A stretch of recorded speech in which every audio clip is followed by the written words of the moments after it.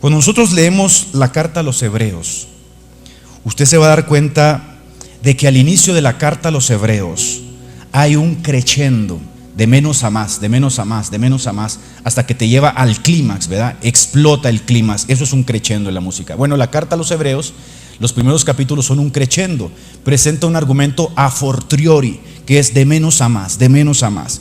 Por ejemplo, en la carta a los Hebreos, el autor de los Hebreos intenta mostrarnos quién es realmente Cristo. Y vuelvo a decir, cuando nosotros no tenemos en claro quién es Cristo, viene una deficiencia teológica que viene aparejado con una decadencia espiritual. Y por eso tenemos sectas, tenemos sincretismos, paganismo con cristianismo, de todo, hermanos. Cuando vemos Hebreos, en el capítulo 1, en el versículo 3, el autor inicia diciendo que Jesús es mayor que los profetas. Y sienta el precedente diciendo, porque a Jesucristo Dios lo constituyó heredero de todas las cosas. Así que ustedes judíos, ustedes hebreos que están leyendo esta carta deben de saber que Jesucristo no es igual que un profeta. No es un maestro iluminado. No es otro personaje que apareció en la historia. No es otro de esos mesías frustrados que terminaban en la bancarrota. No. Él es superior a todos los profetas que vinieron del Antiguo Testamento. El último profeta el último profeta que anunciaba Malaquías y que viene en representación, Juan Bautista, anunció que este era el Cordero de Dios que quitaba el pecado del mundo. Este es el más grande, el que viene del cielo. Nadie ha subido al cielo sino Él que desciende del cielo. Él escuchó cosas que yo no sé, decía Juan Bautista. Yo no soy digno de desatarle la correa de sus pies. Pero no continúa, sigue avanzando, sigue subiendo. Hebreos capítulo 1, versículo 4, Jesús es mayor que los ángeles. Y entonces empieza el crescendo de la supremacía de Cristo y quién Cristo es. Porque Jesús es mayor que los ángeles. ¿Qué hacemos con los testigos de Jehová que nos dicen que Jesús es un ángel? ¿Se dan cuenta? Cuando uno empieza a entender quién es Cristo, las sectas solitas empiezan a entrar en una encrucijada. Ellos nos dicen que, Jesucristo es el arcángel Miguel, pero a nosotros no se nos dio el nombre de Miguel para ser salvos. El nombre que se nos dio para ser salvos es Jesús, Emmanuel, Dios con nosotros.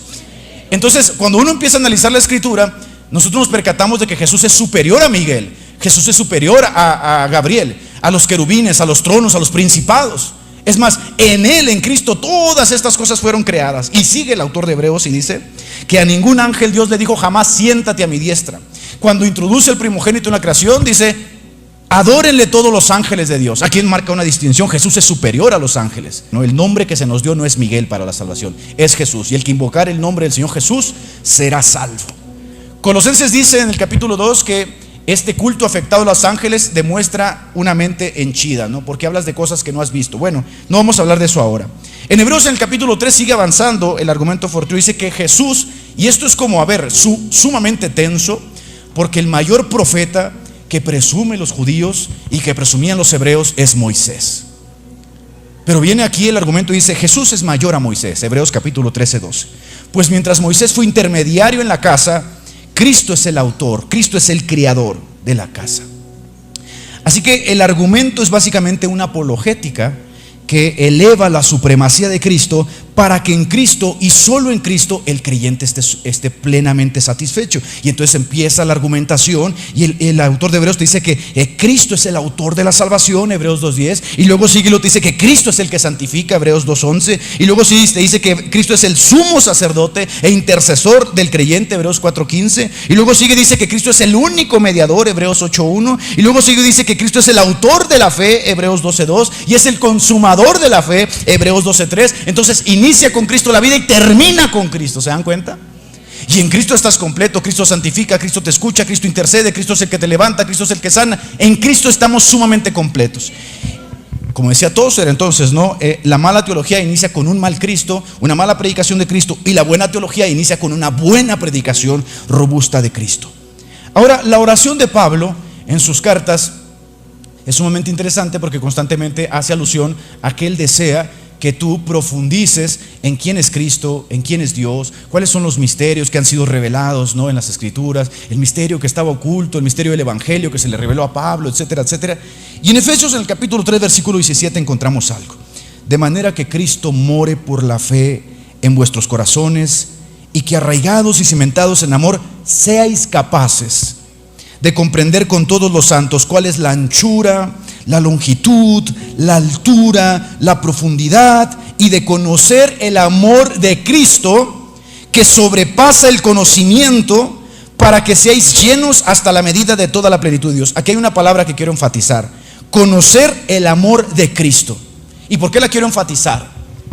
Yo no sé si tú has escuchado el siguiente vocablo que utilizan muchas veces los católicos, de la Virgencita María, la Virgencita de Guadalupe, porque en México y en Hispanoamérica hay una sobrerepresentación de la mujer, hasta el punto que el mexicano siente la necesidad de vincularse religiosamente a María como la madre protectora, como la madre que ama, la madre que cuida. Bajo tu amparo nos acogemos, Santa Madre de Dios, no desprecies las oraciones que te hacemos en nuestras necesidades, antes bien líbranos de todo malo, Virgen gloriosa y bendita, ruega por nosotros, Santa Madre de Dios, para que seamos dignos de alcanzar las divinas gracias y promesas de nuestro Señor.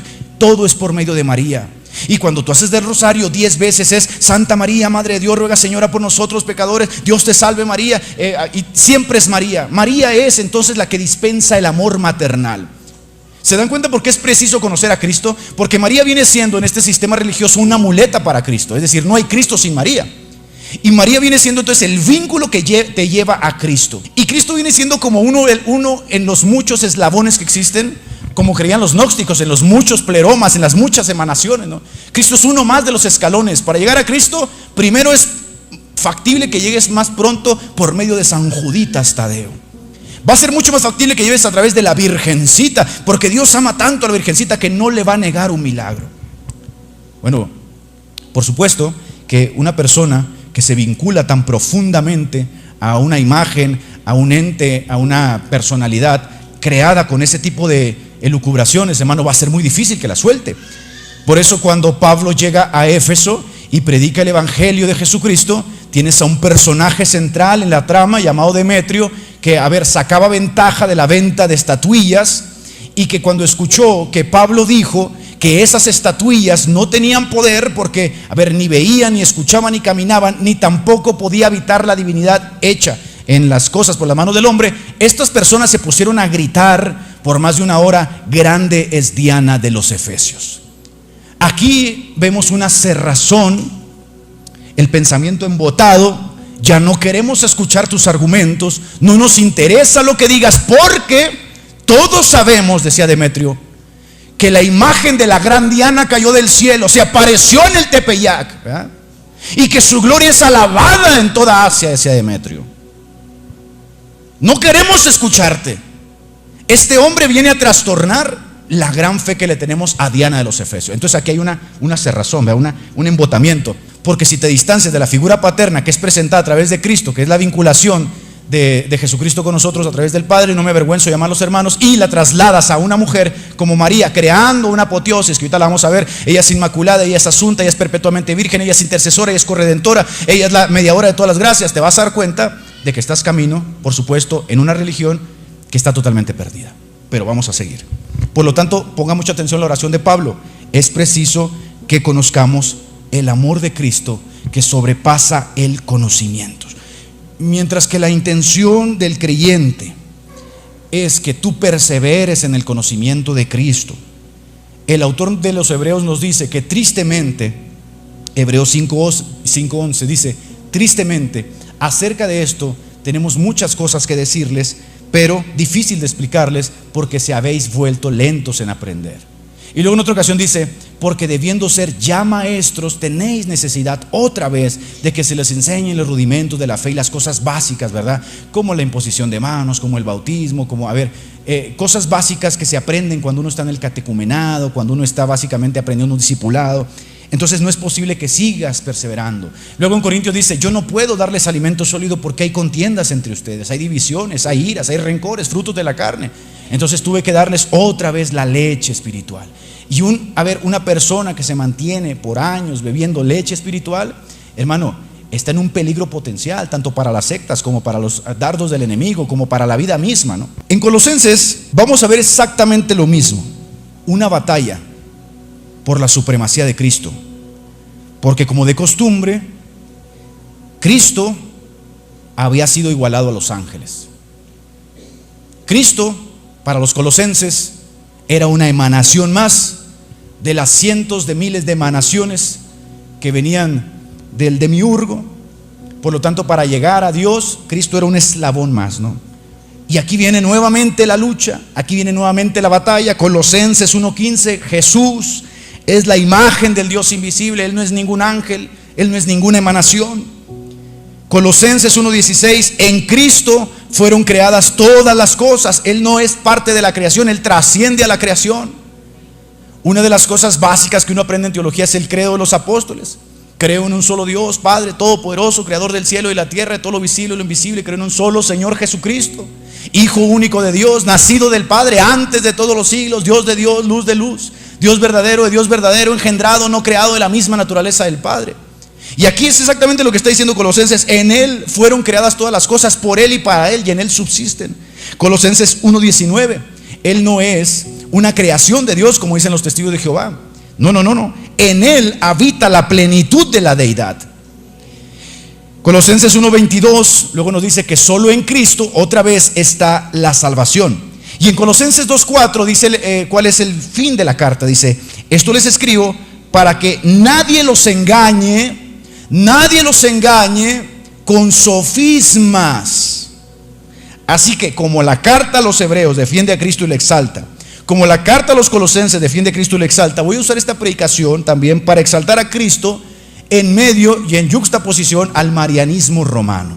Cuando nosotros hablamos de Cristo y hablamos de María, lo primero que vas a encontrar en el catolicismo romano es que María ha sido elevada al mismo nivel de Cristo. Escucha bien lo que voy a decir. En las Escrituras Cristo se nos presenta concebido por el Espíritu Santo.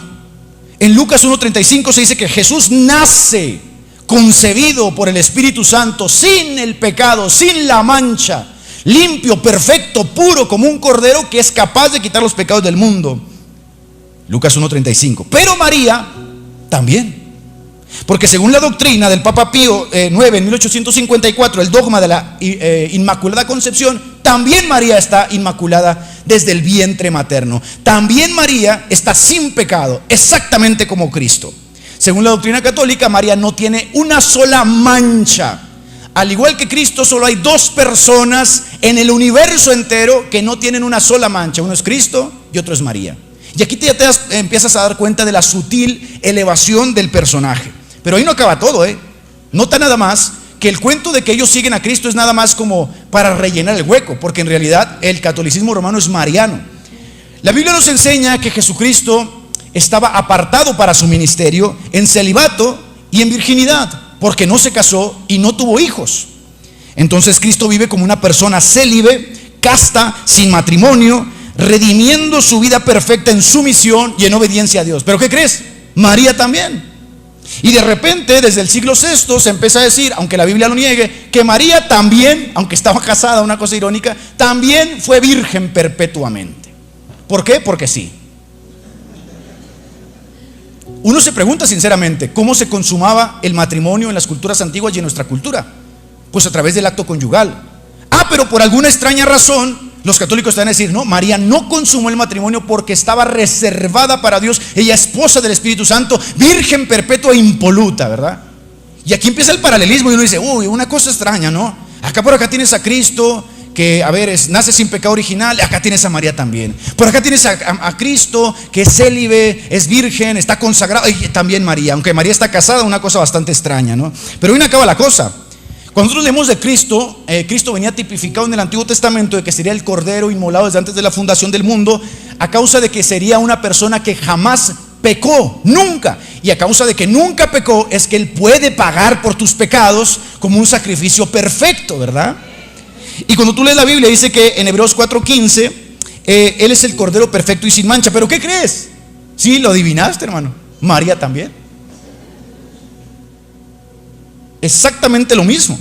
La iglesia católica sostiene que María vivió una vida sin pecado, manteniéndose pura y santa a lo largo de toda su vida. Entonces tú le pones esto a un católico romano y te va a decir, ¿por qué estás atacando a María? Si claramente fue perpetuamente virgen, fue inmaculada, fue asunta, fue impoluta.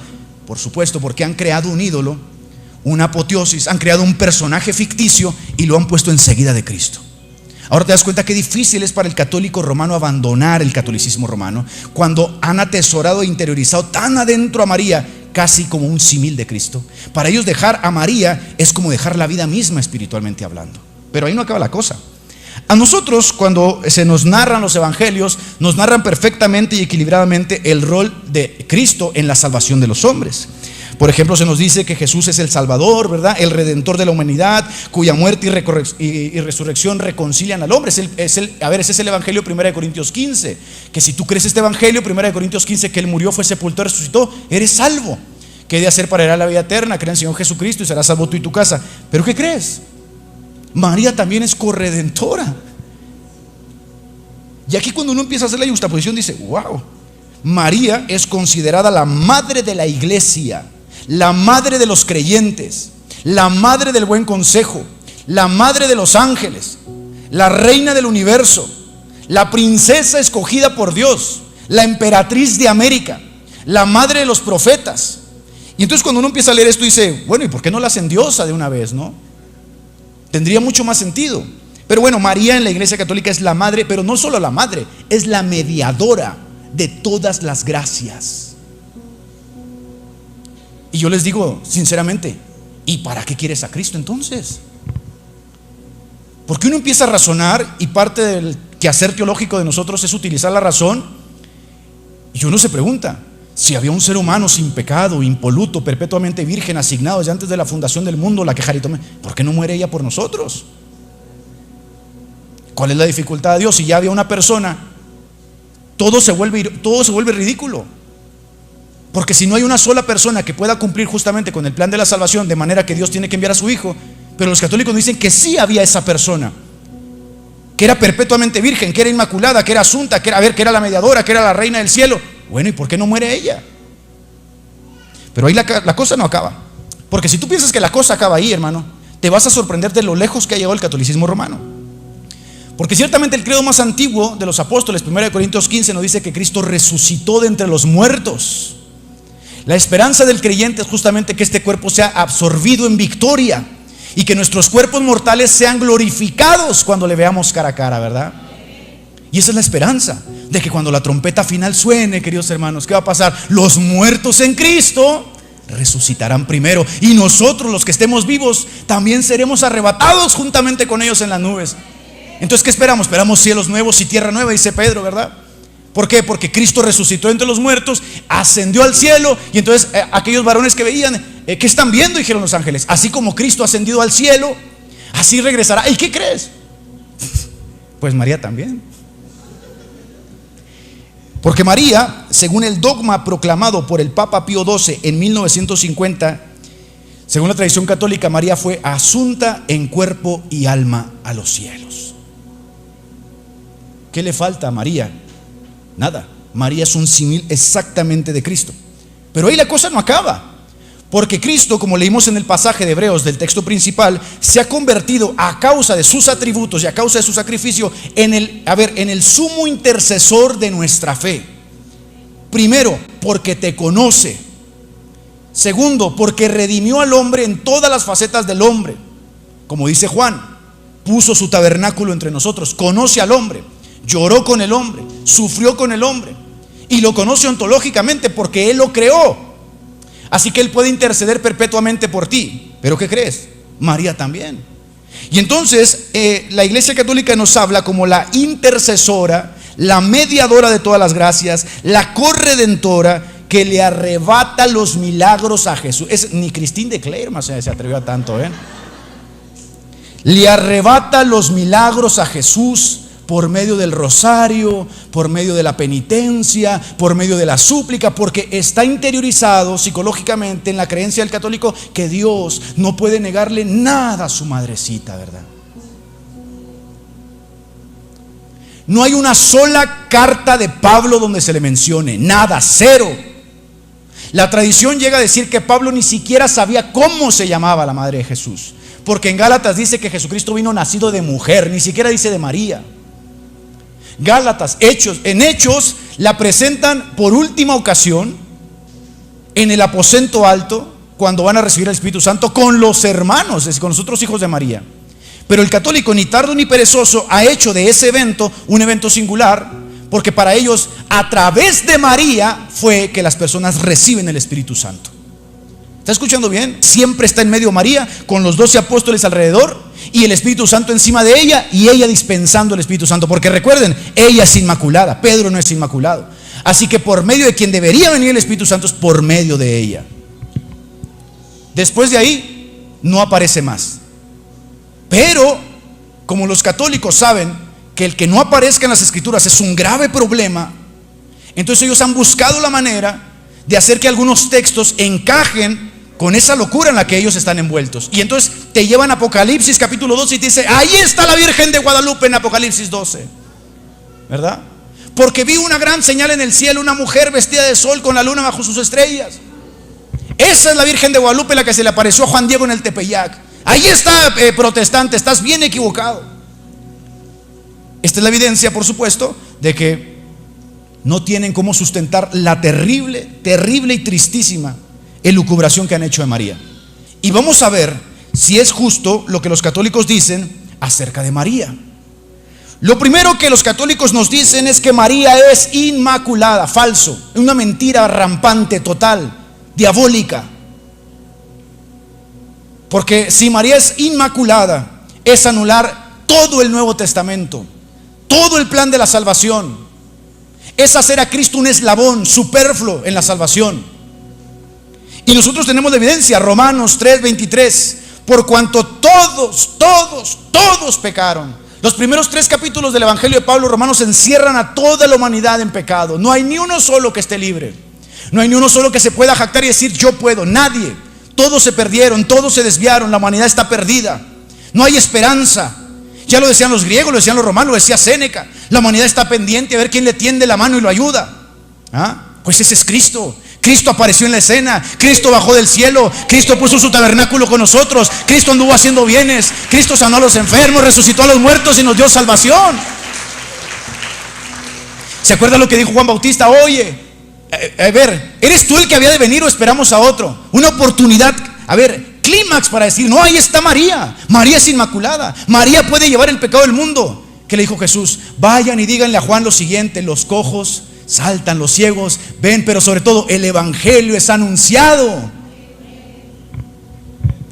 Todos pecaron, tú y yo, ¿verdad?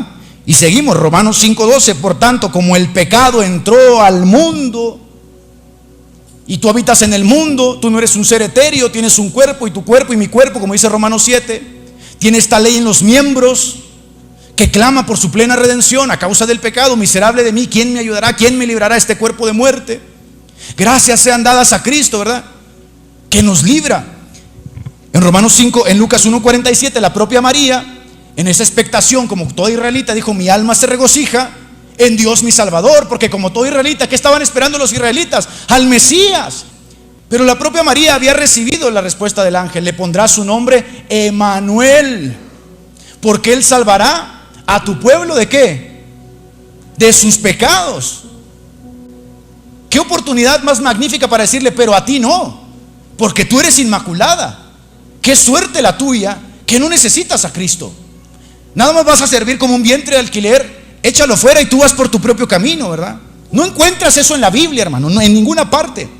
Marcos capítulo 10 versículo 18, Primera de Juan capítulo 1, 8 versículo 10 dice así: si decimos que no tenemos pecado, nos engañamos a nosotros mismos y la verdad no está en nosotros. El primer mensaje que Jesucristo predica saliendo del desierto es: arrepentíos, ¿verdad? Y creed en el Evangelio. Hechos capítulo 17, el mensaje que Pablo predica a los gentiles en Hechos 17 es: Dios ha determinado un tiempo en el que juzgará a los hombres, por lo tanto arrepentidos. Dios manda a los hombres que se arrepientan en todo tiempo, en todo lugar. Salmo 143:2, y no entres en juicio con tu siervo, porque no se justificará delante de ti ningún ser humano. Y aquí empiezas a ver lo terrible del catolicismo. No solamente te han puesto a la par de Cristo a una diosa que han elucubrado una apoteosis, sino también te ofrecen la oportunidad de salvarte y justificarte a través de tus buenas obras. Y si no te alcanzan, te ofrecen el purgatorio. Y si no alcanza, están los méritos de gracia. Y si no alcanza, el tesoro de las indulgencias. Y si no alcanza, una indulgencia papal. ¿Dónde está la esperanza ahí? ¿Para qué quieren a Cristo? ¿Cuál es la necesidad de Cristo en el sistema católico romano? Job capítulo 14 versículo 4: ¿quién hará limpio a lo inmundo? Nadie. Sin embargo, el catolicismo romano nos dice que María era limpia e inmaculada. Efesios capítulo 2, versículo 3, entre los cuales también todos nosotros, dice Pablo, vivimos en otro tiempo en los deseos de nuestra carne, haciendo la voluntad de la carne, y por naturaleza éramos hijos de ira como todos los demás. Ni uno solo, nadie.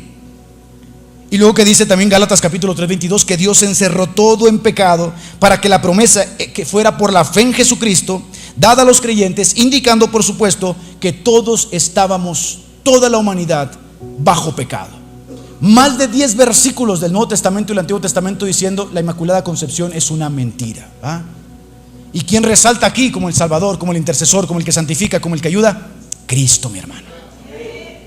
Bendito sea el Señor.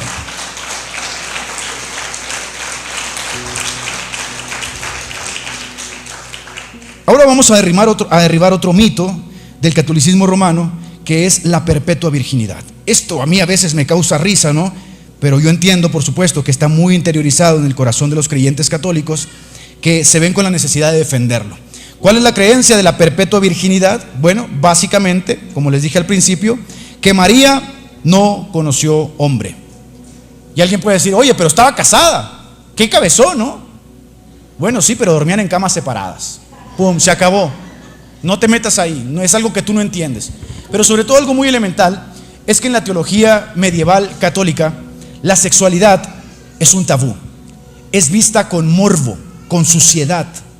Es decir, hablar de sexualidad aún en el lecho matrimonial o conyugal le causa, por supuesto, a esa imaginería mojigata de los monjes de la edad medieval, asco, repulsión. ¿Por qué? Porque tenemos a personajes como Orígenes que literalmente se cortaron, ¿verdad?, sus partes para servir a Cristo. Porque tenemos a personajes como Jerónimo que creen que la virginidad es superior al martirio, la virginidad es superior al matrimonio. Porque tenemos como personajes como Tomás de Aquino que asegura que la mujer es un hombre en potencia y la forma de redimir a la mujer es que la mujer sea virgen. Y tenemos a personajes como San Agustín que literalmente dice que la virginidad supera con creces al matrimonio. Entonces, obviamente, habiendo amamantado tantos siglos la creencia de que el matrimonio es malo per se, o es inferior, o que la sexualidad es mala, cuando tú les dices, María tuvo relaciones con su esposo, le vuelas la cabeza a los católicos. ¿Te das cuenta? Pero todavía algo más importante. Escucha bien, porque quizá te parezca ridículo, pero en el catolicismo romano, tú no puedes ser salvo si tú niegas que María tuvo más hijos, porque es un dogma infalible, aunque va en contra del sentido común, del contexto histórico, cultural y bíblico. Si a ti se te ocurre por alguna extraña razón decir que María tuvo más hijos, porque los encuentras en la Biblia, que María vivió como toda mujer con su esposo y consumó su matrimonio porque era su esposa y era lo normal en la cultura judía, estás condenado por la Iglesia Católica. Ellos necesitan a una virgen. ¿Por qué? Porque en la mentalidad católica una virgen es superior. Y por supuesto, si la virgen, si una mujer no es virgen, es inferior de facto. Entonces necesitan una virgen. Pero ¿qué dice la Biblia en cuanto a este cuento, no, de la perpetua virginidad? En Mateo, en el capítulo 1, 24, 25 dice: y despertando José del sueño, hizo como el ángel del Señor le había mandado y recibió a su mujer, pero no la conoció hasta que dio a luz a su hijo primogénito y le puso por nombre Jesús. Aquí tenemos un eufemismo. No la conoció, básicamente no tuvo relaciones con ella hasta después de que nació Jesús. Quiere decir que José preservó a María en ese ínter, ¿verdad?, mientras Jesús estaba en su vientre. Después de ahí vivió su matrimonio como toda mujer israelita. De hecho, se nos narran los otros hijos de María, y uno de ellos incluso dirigió la iglesia de Jerusalén y se llamaba Santiago el Justo. Así de ridículo. Hay que literalmente darse un balazo en la cabeza y decir: no veo nada en la Biblia, ¿verdad? Bueno, hermanos, por eso yo les dije, es necesario abundar más y más en Cristo. A ver, elevar a Cristo, para que la gente entienda que Cristo es por mucho superior a los ángeles, a los profetas, a Moisés e incluso a María. Pero bien, seguimos. Mateo capítulo 13, versículos 55 al 56. ¿No es este el hijo del carpintero? Aquí, si ustedes se fijan, esto es una porción del texto despectiva. Los judíos llegaron a ser despectivos en cuanto a Jesucristo y a su familia. En el Talmud judío, ellos dicen que Jesucristo es hijo de la fornicación de María con un soldado romano llamado Ben Pantera, ¿verdad? Entonces, por supuesto que querían desacreditarlo de alguna forma. Y al decir, no es este el hijo del carpintero, lo estaban ninguneando. Y le dicen, ¿no se llama su madre María? ¿Y sus hermanos Jacobo, José, Simón y Judas? ¿Qué hay que entender en el texto? ¿Qué hay que entender en el texto? Si yo leo el texto, la primera impresión que saco del texto es que María es inmaculada, es perpetuamente virgen, es asunta al cielo, es la intercesora, es la princesa del mundo, ¿verdad que no? ¿Qué encuentro en el texto? Que está casada con José y tiene hijos. Pero note por favor cómo la religión impone su consideración sobre la persona hasta el punto que ciega, y se cumple lo que dice la Biblia en 1 Corintios, que el demonio ha cegado el entendimiento de los justos para que no resplandezca la luz del evangelio. Juan capítulo 2 versículo 12, después de esto descendieron a Cafarnaúm, él, su madre, sus hermanos, sus discípulos, y estuvieron ahí no muchos días. Otra vez otro texto enfático, Juan 7 capítulo 3 versículo 5, y le dijeron sus hermanos, sal de aquí y vete a Judea para que también tus discípulos vean las obras que haces, porque ni aún sus hermanos creían en él. ¿Y cómo debo interpretar? Bueno, eran sus primos, eran sus sobrinos, eran sus nietos, cualquier cosa menos sus hermanos. Porque si llegas a decir que eran sus hermanos, entonces María no es virgen, y si María no es virgen, entonces me cae el catolicismo romano. ¿Qué hay que hacer? Hay que destruir el texto, hay que darle otra interpretación, hay que torcerlo, hay que manipularlo. Estos por supuesto eran unos hijos que tenía José perdidos. De verdad eso dicen. Usted se ríe de eso, pero eso lo dicen. Estos eran los hijos que José tenía con otra fulana y antes de que encontrara a María, y se los trajo a todos y María tuvo que hacerse cargo de ellos. Oye, ¿y dónde dice eso? No, pues es que esa es la razón, porque María era virgen. Mira, pues qué canchero me saliste, ¿no? Otra teoría es que estos famosos hermanos eran unos fulanos de otra mujer, pero pues por alguna extraña razón María los cargaba todo el tiempo, ¿no? Bendito sea Dios. Hechos 1 versículo 14, la Biblia parece ser que no tiene ningún miramiento hacia la perpetua virginidad, y en Hechos 1:14 nos la vuelve a presentar con sus hermanos. Todos, dice ahí, todos estos perseveraban unánimes en oración y ruego con las mujeres, con María, la madre de Jesús, y con sus hermanos. Dios mío, es que ¿qué hay que hacer, hermano? Es imposible. Mira, si la Biblia a mí me enseñara la perpetua virginidad de María, yo me sometía a la Biblia. Y con todo hubo dentro de nuestro pueblo gente que creyó esa tontería. Juan Wesley creyó esa tontería, Lutero creyó esa tontería.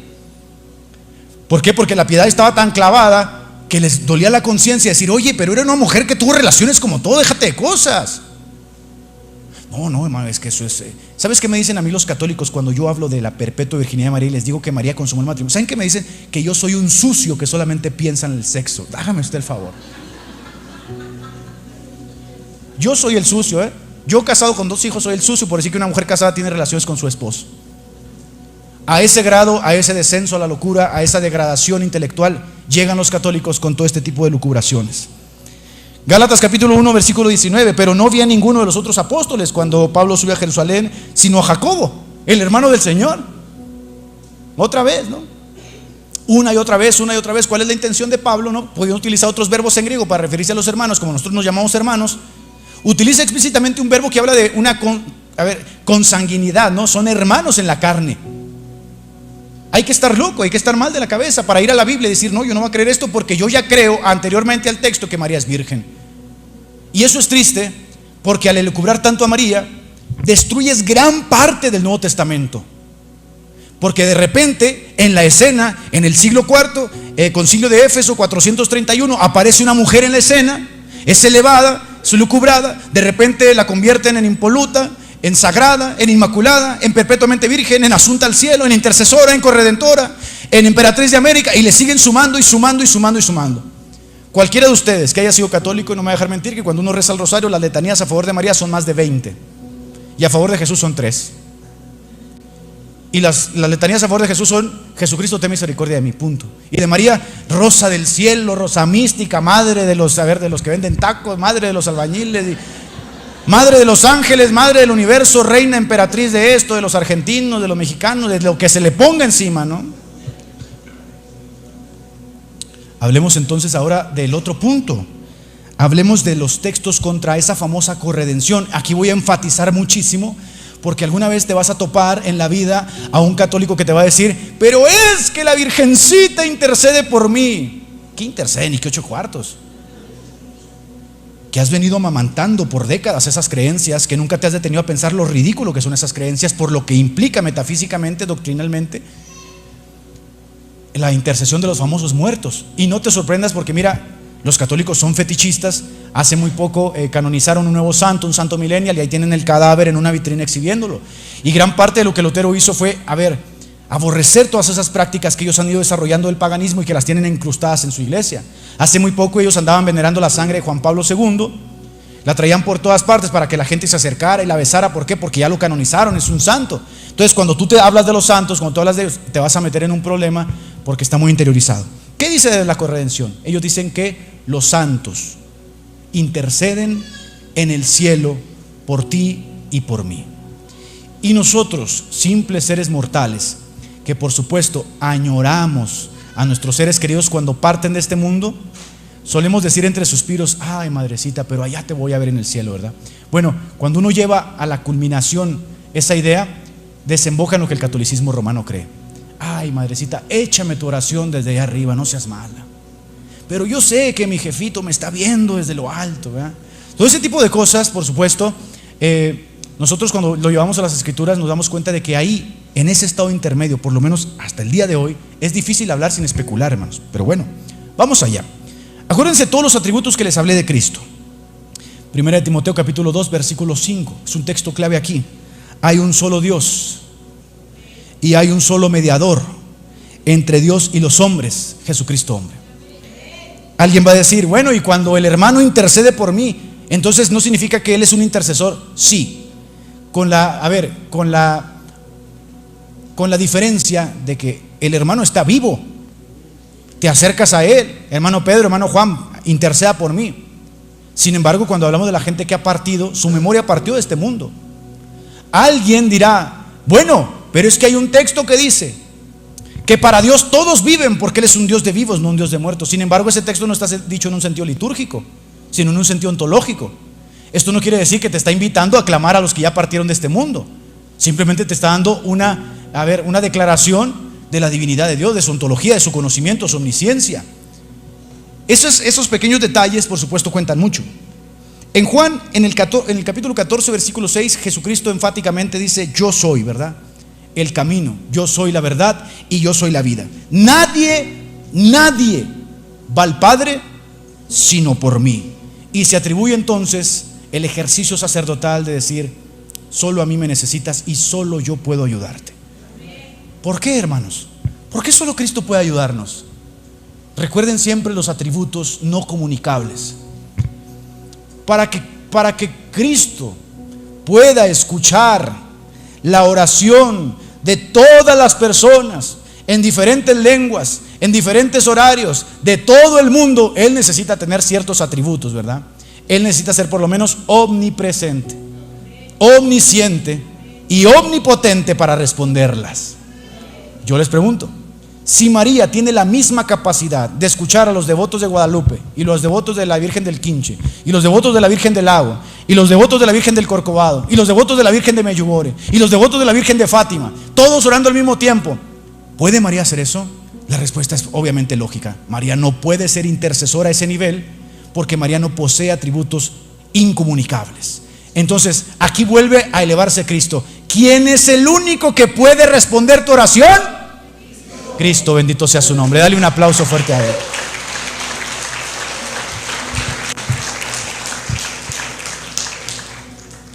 En Hebreos, en el capítulo 9, en el versículo 12, se nos dice acerca de Cristo que su sangre es mucho más eficaz, porque no es sangre de machos cabríos ni de becerros, sino que su sangre entró una vez para siempre en el lugar santísimo, habiendo obtenido redención para nosotros, para que tú puedas entrar hoy al lugar santísimo. Esta parte es muy importante, porque cada vez que tú cierras los ojos, invocas el nombre del Señor a causa del Espíritu Santo que ha sido derramado en tu corazón como las arras de tu herencia, por primera vez, sin las trabas de las castas sacerdotales, las cadenas raciales y todo lo que tenía que ver con el antiguo templo, tú puedes entrar directamente por la sangre de Cristo a la presencia directa de Dios.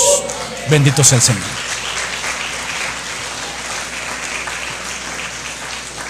¿No te da gozo, hermano, lo que Cristo logró? Y entonces dice Hebreo: y yo no me avergüenzo de llamarlos hermanos. Te toma de la mano y ven con papá, ven, yo te llevo. Yo pagué eso por ti. No necesitas a nadie. Me costó sangre hasta la última gota y mi sacrificio fue aceptado, ¿no? Por eso dice el Salmo: alzado puerta vuestras cabezas y entrará el Rey de Gloria. ¿Quién es este Rey de Gloria? Cristo es el Rey de Gloria, por supuesto.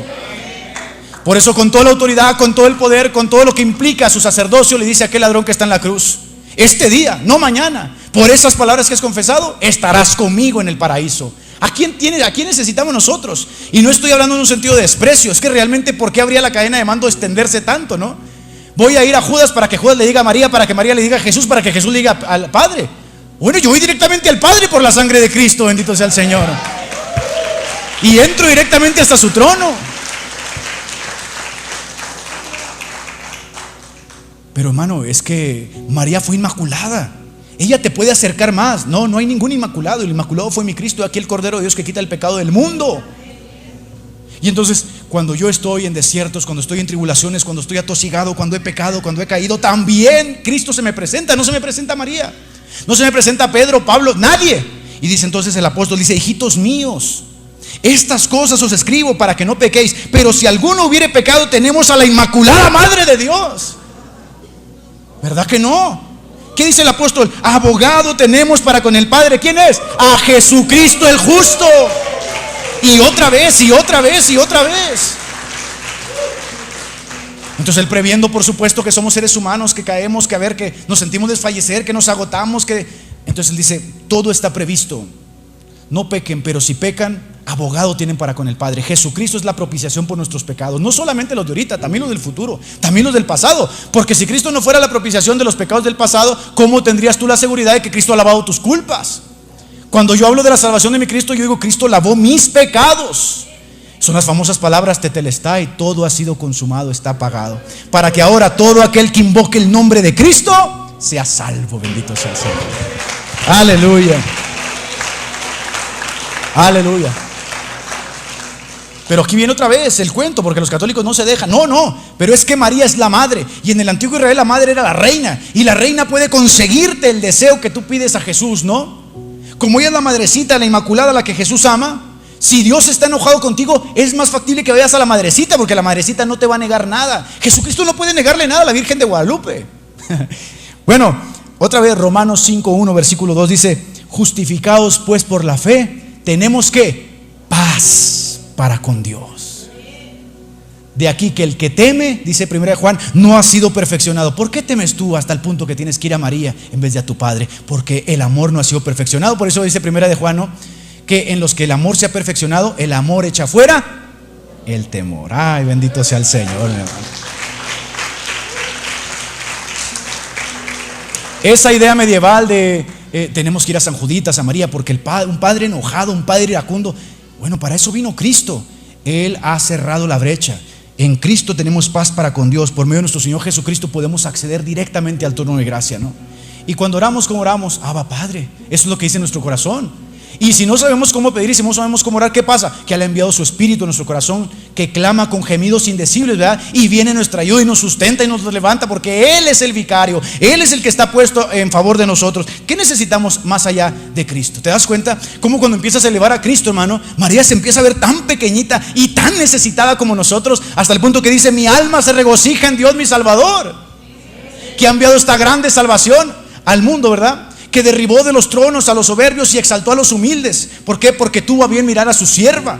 Por supuesto, también nosotros, porque dice 1 Corintios: estas cosas eran vosotros, ustedes, homosexuales, fornicarios, borrachos, maledicientes. ¿Y qué pasó? Que en Cristo, 1 Corintios 1:30, en Cristo han sido santificados, en Cristo han sido justificados, en Cristo han sido salvados por la sangre del Señor Jesús.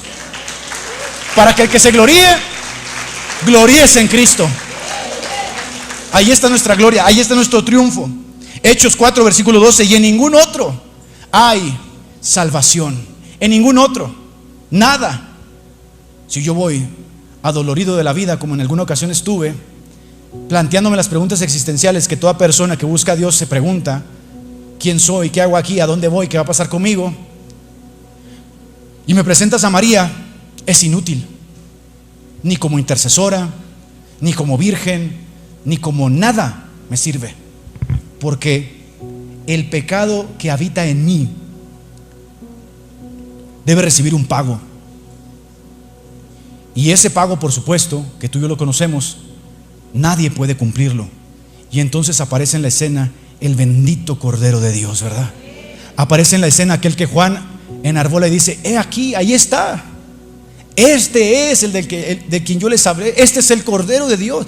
Él es el que quita el pecado del mundo. Muchas veces cuando yo iba a confesarme, lo he dicho en otras ocasiones, siempre había ahí un dejo de algo aquí no está bien, algo aquí queda, está ahí algo ahí que no se va.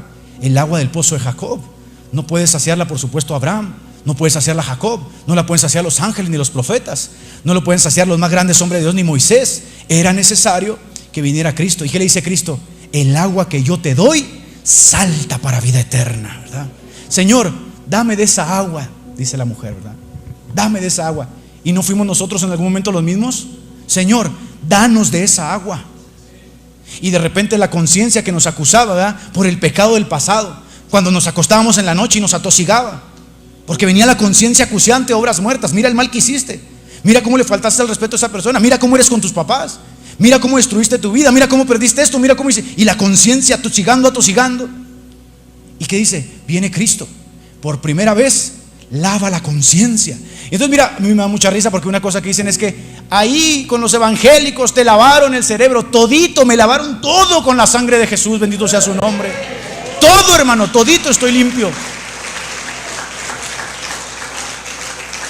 Efesios 1 versículo 7, en quien tenemos redención por su sangre, el perdón de pecados según las riquezas de su gracia. La Iglesia Católica, querido hermano que me estás escuchando, en el Concilio de Trento, en el siglo XVI, prohibió tajantemente, so pena de maldición, que algún católico declare que puede tener certidumbre de salvación. Ningún católico jamás te va a decir que es salvo, ni un testigo de Jehová, ni un mormón, nadie. Porque esa palabra es tan elevada para ellos que decir soy salvo es arrogante, ¿verdad? Sin embargo, 1 Corintios capítulo 15 dice: si vosotros creéis el evangelio que les he predicado, ¿verdad?, el que les he anunciado, el que yo recibí, que Cristo murió por vuestros pecados, que Cristo fue sepultado conforme a las escrituras y que Cristo resucitó de entre los muertos, sois salvos. Ahí lo tienes. ¿Hay salvos aquí? Bendito sea el Señor. Haz un día la prueba, acércate con tu familiar católico, acércate con él y llévalo al punto de quiebre, como fue Wesley, como fue Lutero. ¿Eres salvo? Nosotros cantábamos un coro, ¿se acuerdan de Are you bent to Jesus? Decía: eres limpio en la sangre eficaz. ¿Has sido lavado en la sangre del Cordero? ¿Tus pecados fueron limpios? ¿Tu conciencia está limpia? ¿La sangre de Cristo ha sido derramada en tu corazón? ¿Arde el pecho por el poder del Espíritu Santo? ¿Estás limpio por el poder y la sangre de nuestro Cristo y Salvador? Cada persona, hermano, que va a las Escrituras se percata inmediatamente de algo. Efesios capítulo 2 versículo 8: porque por gracia sois, y esto no de vosotros, pues es un don de Dios por medio de la fe, que es el instrumento.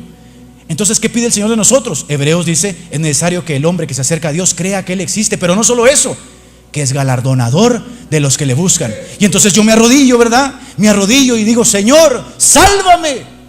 Y todo que invocar el nombre del Señor Jesús será salvo, bendito sea el Señor. Y entonces aquel hombre en la oscuridad, en la prisión, temeroso, dice a Pablo: ¿qué he de hacer para ser salvo?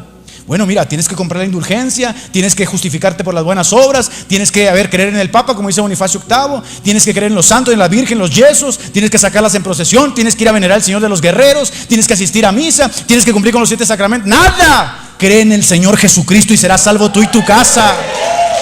Cree en el Señor Jesucristo. Pero ¿cómo tan fácil? Es que no es que es tan fácil, es que Él es poderoso para salvar. Es poderoso para salvar. Cerca de ti está la palabra. ¿Dónde? En tu boca. Que con la boca, ¿qué se hace? Se confiesa para salvación. Heme aquí estoy, sálvame. Y no encontramos tantos testimonios en el Nuevo Testamento de personas que en un arrebato: hijo de David, ten misericordia de mí. ¿Y qué hacía el hijo de David? Sé sano, eres libre de tus pecados. Y no te va a escuchar a ti que clamas. Clama a mí y yo te responderé. ¿No dice el profeta eso? ¿Se ha cortado la mano del Señor para salvar? El que creó el oído no oirá, el que le dio el ojo al hombre no verá. ¿No están los ojos del Señor sobre los caminos de los hombres? ¿Por qué temes? No le dijo el Señor: ¿por qué temen, manada pequeña, cuando iban en la barca? ¿Por qué temen, no? Si Él va en la barca, ¿cuál es el miedo a esto? Ahora, mientras más elevas a Cristo, A ver, me estoy tomando una hora, pero podemos seguir aquí hablando ya. Mientras más lo elevas y lo elevas y lo elevas. Mira qué chiquita se va volviendo María, ¿no? Qué humilde nuestra hermana, ¿no? Cómo se va volviendo parte de la manada pequeña, clamando al Señor, pidiendo misericordia. Este es el Señor, el Salvador de Israel, el Salvador del pueblo gentil, el Salvador de nosotros. 2000 años y sigue salvando, bendito sea el Señor. Y entonces ahí, hermanos, miren,